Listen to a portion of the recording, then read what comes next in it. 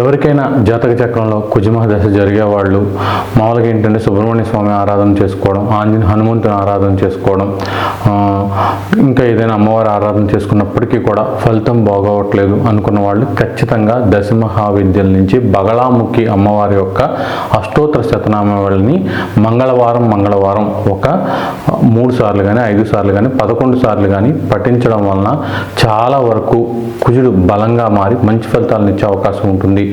మీకు కుజుడు బాగోలేదనేది ఎలా తెలుస్తుందంటే, కుజుడు బాగోని వాళ్ళు తమ ఇంటి నుంచి చాలా దూరాన వెళ్ళి ఉద్యోగాలు చేసుకుంటారు. చాలా వరకు ఇంటికి చాలా తక్కువ వస్తారనమాట, అక్కడ సెటిల్ అయిపోతారు. ఊళ్ళో పరిస్థితులు సరిగ్గా ఉండవు అనమాట.